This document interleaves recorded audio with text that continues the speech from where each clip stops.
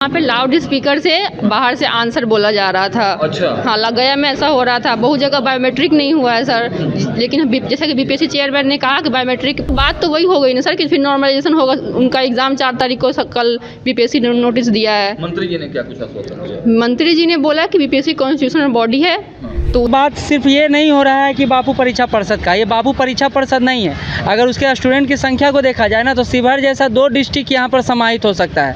12,000 student कम नहीं होते हैं। एक परीक्षा केंद्र में ना 500-600 स्टूडेंट होते हैं। इंटरचेंज किया, इससे कई सारे छात्र अपने परीक्षा केंद्र पर भी नहीं पहुँच पाए सही इन्फॉर्मेशन के अभाव में। अब उनकी जिम्मेदारी कौन लेगा? बीपीएससी कहता है कि आप फॉर्म फिलअप नहीं कर पाए, नॉन सीरियस कैंडिडेट हैं। आज बीपीएससी की लापरवाही का जो शिकार बने उसका क्या? तो यही बात हम लोग गर्दनी बाग में 2 दिन से उठा रहे हैं। अब हम लोग को लग रहा है कि कैसे भी एग्ज़ाम खाली लेना चाह रहे हैं। एग्जाम दीजिएगा? देखिए, एग्ज़ाम तो दे रहे हैं छात्र। मैं तो टीचर हूँ, इन लोग के साथ आया हूँ। छात्र तो एग्ज़ाम दे। जो सोचता है वो करता है। आपके अपने सपनों का आशियाना। नमस्कार, मैं हूं सागर कुमार, भारत लाइव देख रहे हैं आप। देखिए, जनता दल यूनाइटेड के प्रदेश कार्यालय में हम मौजूद हैं और तमाम जो मंत्री हैं वो अभी अभी यहां आए हुए थे और तमाम जो लोग हैं बिहार के सूबे के कोने कोने से लोग आए हैं, उनकी समस्या को सुन रहे थे। देखिए, उसी क्रम में बीपीएससी की जो छात्राएँ हैं वो भी यहाँ पर आई थी, जो विगत कई दिनों से गर्दनी बाग में धरना पर बैठी हुई हैं। 17वीं बीपीएससी परीक्षा जो है उसमें जो भी झोल हुआ है, जो बापू परीक्षा परिसर है वहां पर 12,000 छात्र हंगामे पर हो गए थे और उसके बाद बीपीएससी चेयरमैन ने कहा कि केवल बस उसी सेंटर का एग्जाम कैंसिल होगा। लेकिन अब छात्राओं की और छात्रों की, अभ्यर्थियों की मांग है कि पूरे बिहार में गड़बड़ियां हुई हैं और पूरा एग्जाम कैंसिल होना चाहिए। देखिए, कुछ छात्राएं हमारे साथ है। क्या नाम हुआ आपका? मेरा नाम निशा है। कहाँ से आई हैं? पटना से ही हैं। पटना से हैं। अभी मंत्री जी से मिलने आई थी आप? हाँ, मंत्री जी से मिलने आए थे। क्या कुछ बात हुई?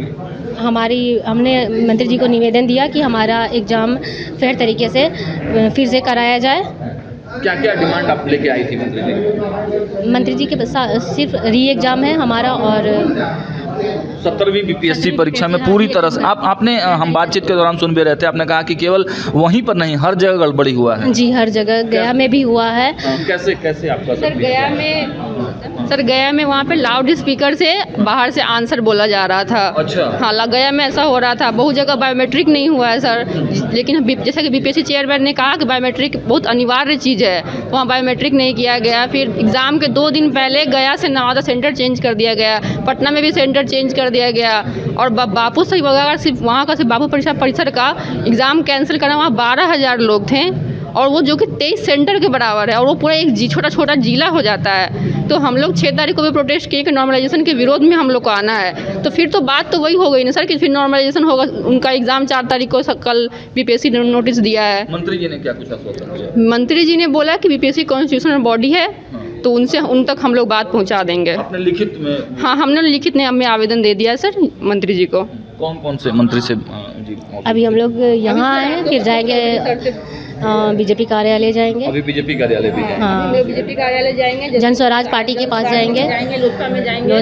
कल तेजस्वी यादव ने भी आप लोगों से बातचीत की वीडियो कॉल करके रात जी में। सर। जी सर। क्या कुछ बातें हुई? उन्होंने भी हम लोग का समर्थन किया और आशा है कि माननीय नीतीश कुमार बेटियों की बात को सुनते हैं। बेटियों के कहने पे, महिलाओं के कहने पे उन्होंने 2016 में शराबबंदी तक भी किया, जो कि बिहार के लिए बहुत बड़ा लॉस हुआ था उस टाइम। बट महिलाओं के हक में उन्होंने हमेशा से फैसला लिया है। तो आज हम लोग माननीय मुख्यमंत्री से यही निवेदन करने आए हैं कि हम लोग को बात को सुनी जाए और हमें री एग्ज़ाम हम लोग चाहते हैं। 3 दिन से हम लोग गर्दनी बाग में बैठे हुए हैं, कोई मिलने नहीं आए, कोई बीपीएससी अध्यक्ष भी नहीं सुन रहे हैं। तो इसलिए हम लोग सरकार से यही निवेदन करने आए हैं। बीपीएससी अभ्यर्थी अब वहां से निकलकर जो मंत्री जी के यहाँ लोग लेटर देने गए हुए थे, अपना ज्ञापन सौंपने गए थे, डिमांड की जो लेटर कॉपी है उसको उन्होंने अशोक चौधरी को दिया है। अब देखने वाली बात यह होगी कि क्या कुछ होता है, लेकिन कुछ और छात्र बाहर भी जुटे हुए हैं, इनसे बात करेंगे। क्या कुछ डिमांड में आप लोगों ने लिख के दिया है माननीय मंत्री? देखिए, जो कंसर्न है बच्चों का, उस कंसर्न को ही हमने पॉइंट बाय पॉइंट हमने जेडीओ ऑफिस में देने का प्रयास किया है। और ये पॉइंट हमारा है कि जो 13 तारीख को हुआ है और जिस तरह का मिसमैनेजमेंट हुआ है वो बापू परीक्षा परिषद में ही सिर्फ नहीं हुआ है, बिहार के अन्य ज़िलों में भी हुआ है। और इसी को हम लोग पॉइंट बाय पॉइंट बताए हैं कि कैसे गया में ये कंसर्न कैसे। हाँ, ये देखिए, ये बात सिर्फ ये नहीं हो रहा है कि बापू परीक्षा परिषद का, ये बापू परीक्षा परिषद नहीं है। अगर उसके स्टूडेंट की संख्या को देखा जाए ना तो शिवहर जैसा 2 डिस्ट्रिक्ट यहाँ पर समाहित हो सकता है। 12,000 स्टूडेंट कम नहीं होते हैं एक परीक्षा केंद्र में ना, 500-600 स्टूडेंट होते हैं और उस आधार पर आप मल्टीप्लाई करेंगे तो आपको पता चलेगा कि 24-25 परीक्षा केंद्र के बराबर सिर्फ एक बापू परीक्षा परिषद है। अगर आप यहाँ सिर्फ कैंसिल करते हैं, री एग्ज़ाम लेते हैं, तो फिर रिजल्ट कैसे अनाउंस करेंगे? फिर से वही नॉर्मलाइजेशन वाला प्रोसेस कहीं तो नहीं लागू हो जाएगा। छात्रों में भय बहुत ज़्यादा है, पहली बात। दूसरी बात मिसमैनेजमेंट का है।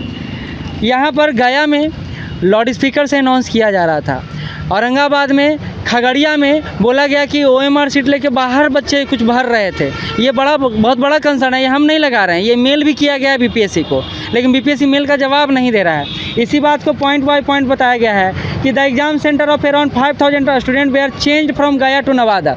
लास्ट टाइम में इन्होंने गया से नवादा चेंज किया, फिर पटना का सेंटर चेंज किया। इससे कई सारे छात्र अपने परीक्षा केंद्र पर भी नहीं पहुँच पाए सही इन्फॉर्मेशन के अभाव में। अब उनकी जिम्मेदारी कौन लेगा? BPSC कहता है कि आप फॉर्म फिलअप नहीं कर पाए, नॉन सीरियस कैंडिडेट हैं। आज BPSC के लापरवाही का जो शिकार बने उसका क्या?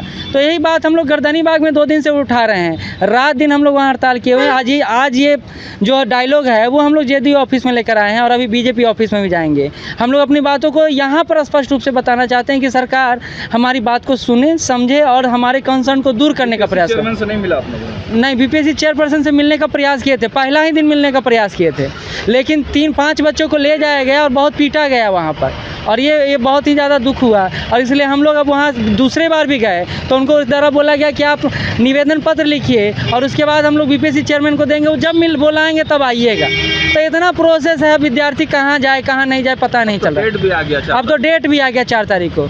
अब हम लोग को लग रहा है कि कैसे भी एग्ज़ाम खाली लेना चाह रहे हैं। एग्जाम दीजिएगा? देखिए एग्ज़ाम तो दे रहे हैं छात्र, मैं तो टीचर हूँ, इन लोग के साथ आया हूँ। छात्र तो एग्ज़ाम दे रहे हैं लेकिन खुश नहीं है। कोई भी विश्वसनीयता BPSC क्या का लग रहा है सरकार बात सुनेगी आप लोगों की? ज़रूर सुनेगी, क्योंकि इससे पहले भी 67 BPSC में ऐसा ही हुआ था और वो हम छात्र के हित में ही काम करेंगे। जब तक हम जोर नहीं डालेंगे वो नहीं सुनेंगे। उनका काम है तो नॉर्मल चीज़ को लेकर के वो हटा देंगे, लेकिन नॉर्मल नहीं है, बड़ा बवाल करेंगे तब ना वो सुनेंगे, ऐसे तो सुनेंगे नहीं।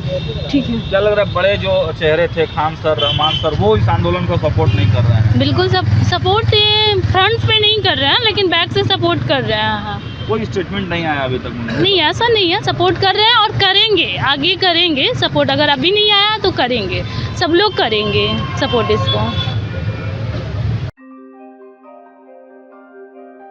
आपके सपनों को हमने सजाया है, E-Homes पैनोरामा को हमने बनाया है। E-Homes मेरा एक सपना था जिस पे मैं पिछले 4 साल से काम कर रहा था। हमने जो बनाया है वो सबने है माना। E-Homes पैनोरामा में हो आपका भी आशियाना। और फाइनली हमने 2021 में इस प्रोजेक्ट को लॉन्च किया। बहुत लोग अप्रिशिएट कर रहे हैं कि पूर्णिया जैसे शहर में, बिहार के, एक तो बिहार की बात करें उसमें भी पूर्णिया जैसे छोटे जगह में इस तरह का लाइफस्टाइल देना, ये सुन के हम लोगों को बहुत अच्छा लगता है। E-Homes में हमने कुछ और भी किया है, जैसे हम जिस जगह में रह रहे हैं हमारे फैमिली सिक्योर हो, उनको सिक्योरिटी का ध्यान में रखा है।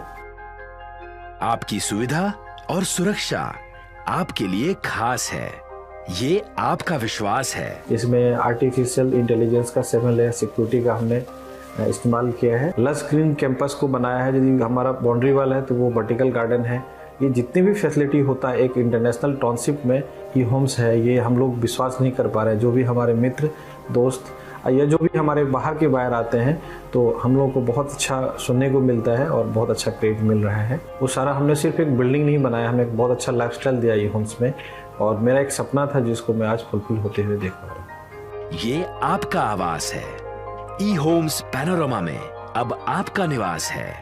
E-Homes panorama, luxurious lifestyle redefined. Panorama group, जो सोचता है वो करता है। अगर ये वीडियो पसंद आई और वह बिहार के राजनीति और बिहारियत से सरोकार रखेनी तो सब्सक्राइब बटन दबा के चैनल के सब्सक्राइब कर ली। ओजे एगो घंटी बा, ओकरा बटन दबा देला से कुल सटीक और मारक खबर रुआ मुफ्त में मिल जाई।